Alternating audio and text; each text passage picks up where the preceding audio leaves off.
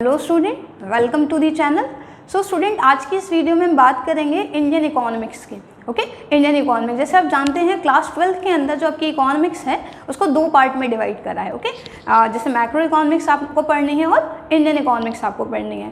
सो topic start करने से पहले इट्स वेरी नेसेसरी कि आपको जो सब्जेक्ट्स के रिगार्डिंग वेटेज है वो बड़ा क्लियर होना चाहिए, क्योंकि मोस्टली स्टूडेंट कन्फ्यूज रहते हैं because they give more we can say preference of weightage in terms of their studying to the macro economy, because they don't aware about the we can say correct weightage, उनको नहीं पता है। तो actual में सबसे पहले ये clear होना चाहिए कि जो भी सब्जेक्ट आप पढ़ रहे हो तो उसका वेटेज क्या है। जैसे इंडियन मतलब पूरी की पूरी इकोनॉमिक्स, हालांकि मैं इंडियन इकोनॉमिक्स पोर्शन आपको पढ़ाऊंगी, पर जो पूरी इकोनॉमिक्स है आपकी उसका वेटेज आपको पता होना जरूरी है। जैसे हर एक सब्जेक्ट का के जो कैरिंग मार्क्स है वो सेम है, that is 100 marks. But economics की अगर मैं बात करूँ before starting my main portion Indian economics, I would like to tell you about the weightage of the subject. As you know that economics is divided into two parts, that is macroeconomics and micro आपने पढ़ी थी class 11th के अंदर, यहाँ आपने पढ़नी है Indian economics. Okay, macro economics and Indian economics.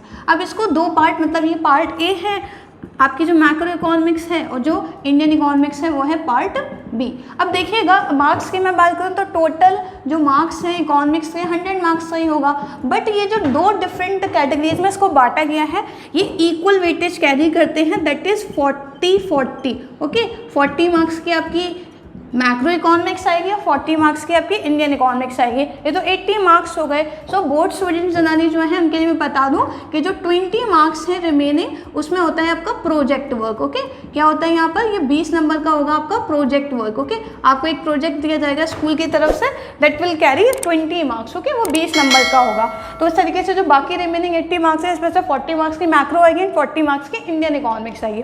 जैसे मेरा पोर्शन है इंडियन इकोनॉमिक्स, तो मैं फर्दर इंडियन इकोनॉमिक्स के बारे में बता दूं कि हम 40 नंबर में कैसे कैसे जो भी डिफरेंट नंबर ऑफ चैप्टर्स है उनका भी वेटेज दे रखा है कलेक्टिव बेसिस पर। तो ये समझ लेते हैं कि 40 नंबर कैसे कवर अप होंगे। सो अगर मैं 40 मार्क्स का डिस्ट्रीब्यूशन आपको बताऊं स्टूडेंट, तो जैसे डिफरेंट नंबर ऑफ चैप्टर्स हैं, हालांकि नंबर ऑफ चैप्टर्स काफ़ी वैरी करते हैं, डिफरेंट जो बुक्स है मतलब जो डिफरेंट ऑथर्स और पब्लिकेशन की बुक है उनके अकॉर्डिंग जो वेटेज तो नहीं, लेकिन नंबर ऑफ चैप्टर्स जो है वो काफ़ी वैरी करता है। Okay, so I will not tell कि from chapter number 1 to chapter number 4 इतने मार्क्स का आएगा, because it will vary from books to book. Okay, तो आपको जो कलेक्टिव बेसिस पर है वो समझना है जो 40 नंबर में आएगा। सो 40 नंबर में अगर मैं बताऊं तो एक 12 मार्क्स का पोर्शन आता है, that is development experience and economic reforms. Okay, economic reforms मतलब आप कोई भी बुक प्रेफर कर रहे हो, कोई भी बुक से आप पढ़ रहे हो, तो आप ये समझ सकते हो कि जो एलपीजी वाला चैप्टर है that is liberalisation, privatisation and globalisation, वहाँ तक जो जिससे पहले जो भी चैप्टर्स है 3 या 4 बुक के according that will carry 12 marks, क्योंकि वो 12 नंबर का पोर्शन है आपका। इसके अलावा जो second we can say categorisation है या क्यूमुलेटिव फॉर्म में नंबर ऑफ चैप्टर्स है, वो कौन कौन से हैं? Current challenges facing India. Okay, current challenges facing India, उन चैलेंजेस के रिगार्डिंग जो करेंटली इंडिया फेस करेगी, like poverty, unemployment and so on, that will carry, मतलब वो पूरा का पूरा पोर्शन एलपीजी के बाद से। और जो लास्ट चैप्टर है दैट इज डेवलपमेंट एक्सपीरियंस, उनमें जितने भी नंबर ऑफ चैप्टर्स कवर हो रहे हैं, बिकॉज मैं नंबर ऑफ चैप्टर्स क्यों नहीं बता रही, बिकॉज बहुत सारे स्टूडेंट है किसी के पास किसी बुक किसी ऑथर की बुक होगी, किसी पब्लिकेशन की बुक होगी, इस वजह से। ओके, सो ये वाला पोर्शन आएगा आपका 22 मार्क्स का। And the last one that is development experience of India. Okay, development experience in terms के इकोनॉमिक रिफॉर्म्स ये हमने पढ़ लिए।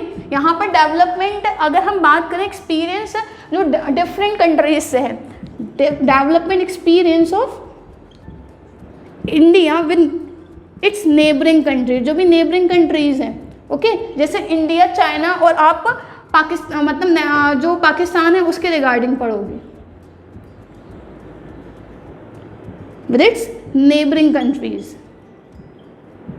ये एक सेपरेट चैप्टर है, एक लास्ट चैप्टर होगा हर बुक में, एक इंडिविजुअल चैप्टर जिसका वेटेज होगा 6 मार्क्स का। ये एक अलग चैप्टर मतलब एक इंडिविजुअल चैप्टर होगा 6 मार्क्स का।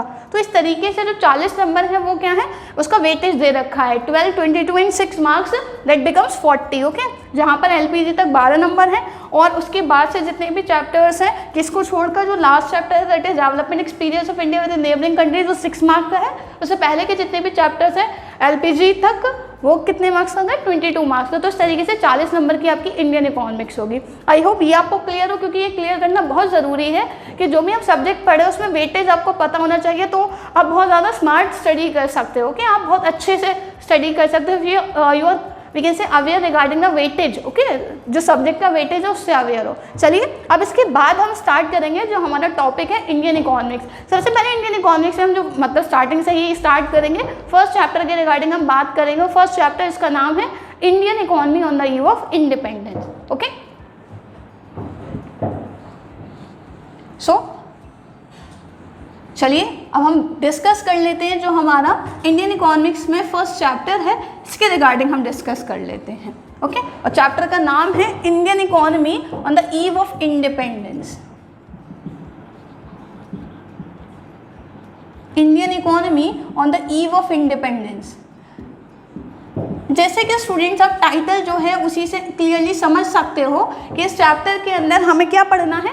हमें पढ़ना है कि जो हमारी वी कैन से कंट्री है, हमारी जो इंडिया है, उसकी क्या कंडीशन थी। ओके, इकोनॉमी का यहाँ से मतलब कंडीशन से, स्थिति से है, उस टाइम पर क्या कंडीशन थी जब हमें इंडिपेंडेंस मिली। Okay, when we got the independence from the we can say clutch of Britishers, तो एट दैट टाइम हमारी जो इकोनॉमिक कंडीशन, मतलब ओवरऑल जो कंडीशन थी हमारी इकोनॉमी की, इसके बारे में इस चैप्टर में पढ़ेंगे। ओके, सो अब हम on the eve of independence की बात कर रहे हैं, तो हम जानते हैं कि उससे पहले हमारी जो कंट्री है वो लगभग 200 साल तक एक्चुअल में उसके ऊपर रूल करा था जो कॉलोनियल गवर्नमेंट थी, मतलब जो ब्रिटिश गवर्नमेंट थी। ओके, तो जो ब्रिटिशर्स हैं उन्होंने क्या करा था, हमारी इकोनॉमी को बहुत बुरी तरीके से बैकवर्ड कर दिया, बहुत बुरी तरीके से हार्म कर दिया था। ओके, मतलब हमारी इकोनॉमी बहुत ज़्यादा बेकार हो चुकी थी। तो अगर हम बात करें इंडियन इकोनॉमी की, तो at the time of independence we know very well that the condition of the economy was not very good. ठीक है, काफ़ी अच्छी नहीं थी, अच्छे शेप में नहीं थी।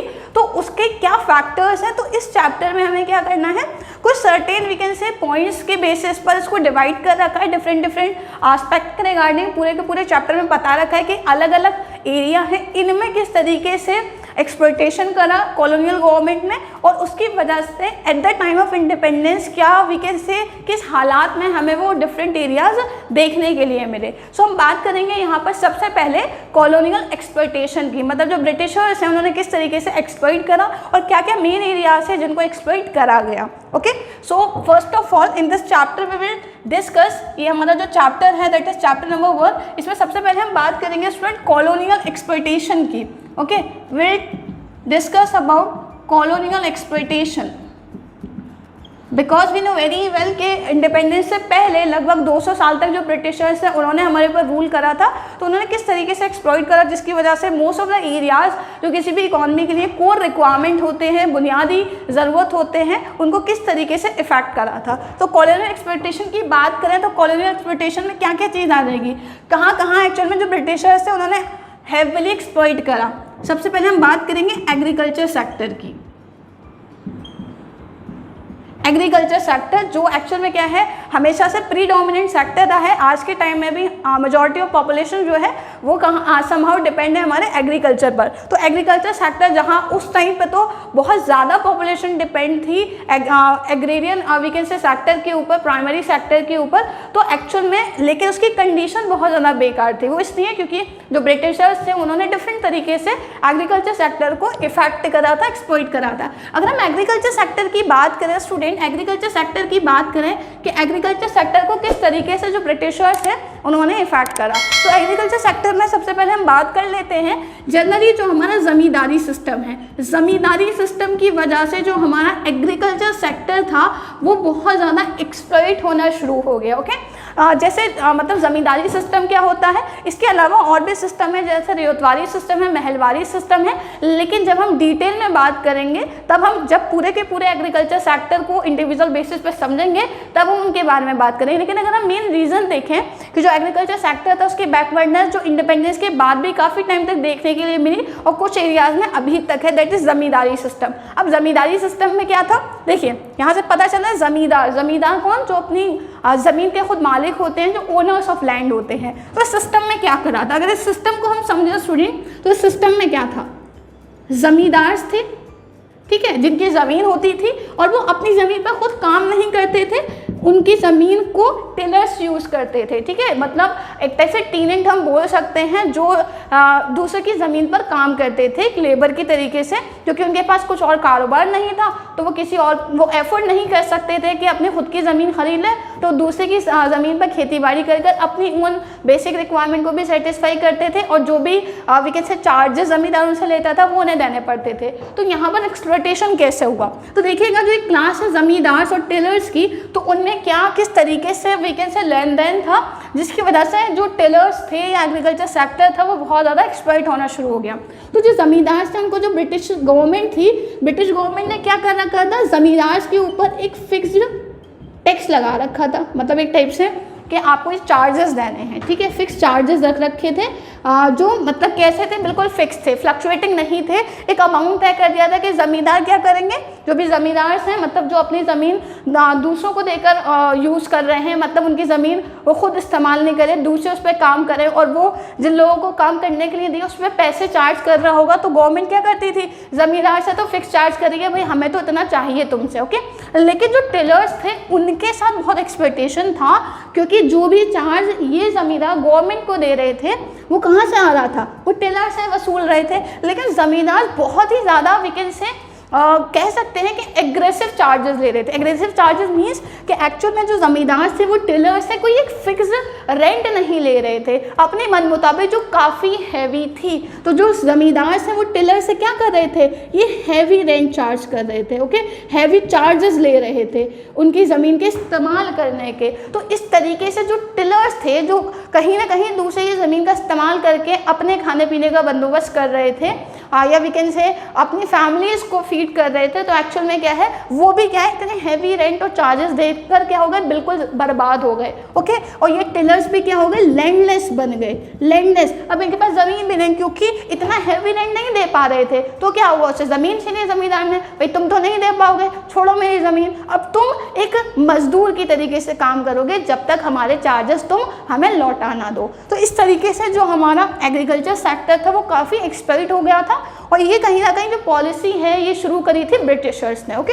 सो अब जैसे मैंने बताया, अभी हम सिर्फ इंट्रोडक्टरी बेसिस पे बात कर रहे हैं कि जो हमारे इंडिपेंडेंस के टाइम पर हमारी कंट्री की जो कंडीशन थी वो बैकवर्ड थी, स्टैग्निंग थी। क्यों थी, क्योंकि जो ब्रिटिशर्स हैं उन्होंने काफ़ी एक्सप्लॉइट करा। Exploitation mainly in terms of agriculture sector, जहाँ पर ज़मींदारी सिस्टम है, इसके अलावा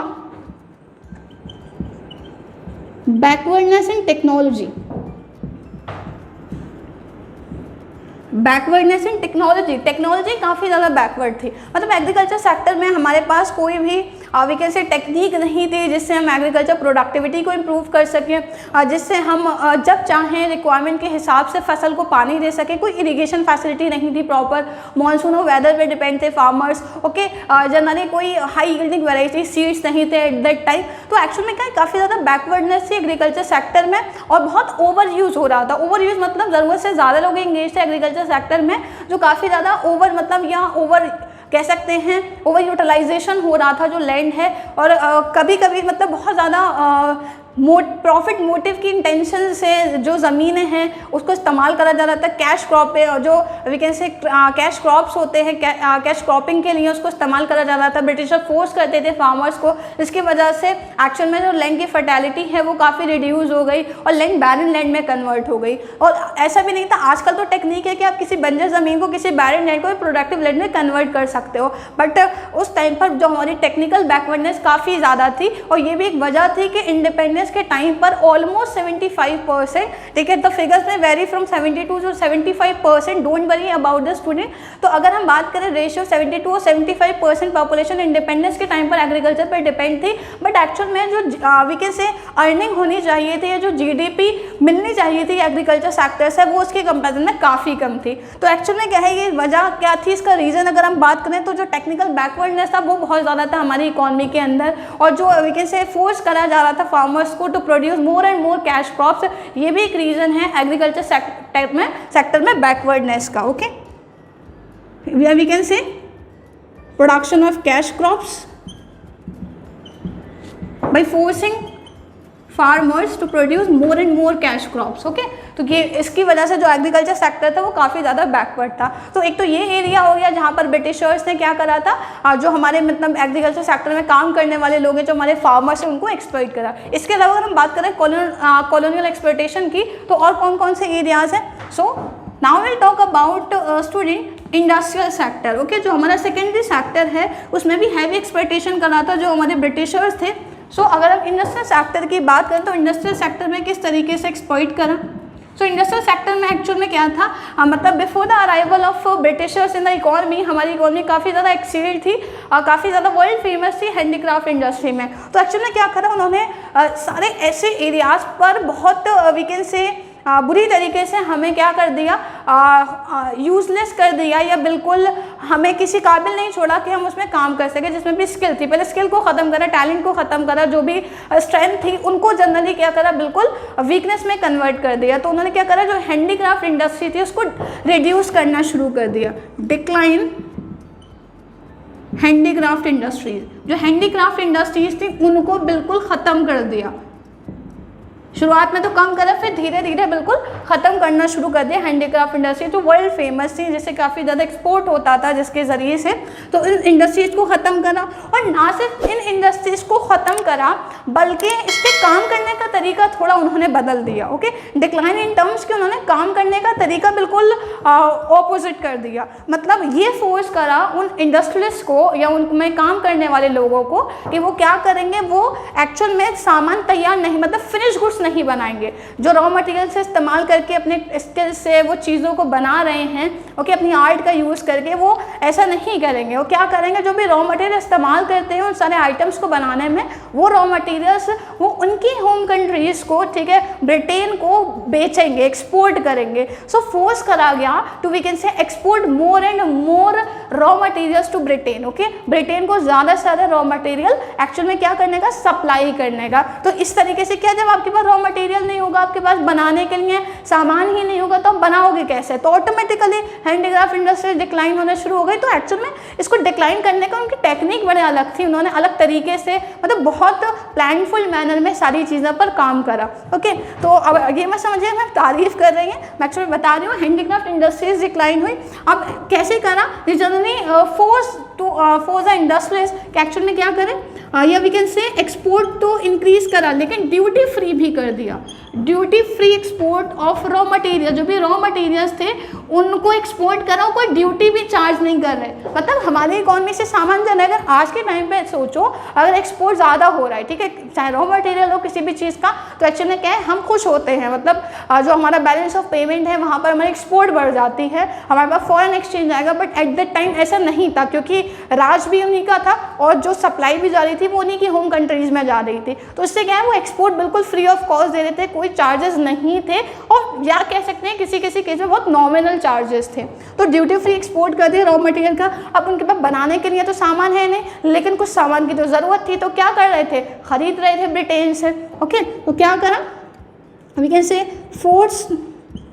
force to import finish goods, force करा फिनिश गुड्स इंपोर्ट करने के लिए। कहाँ से, ब्रिटेन से, अपनी होम कंट्रीज से।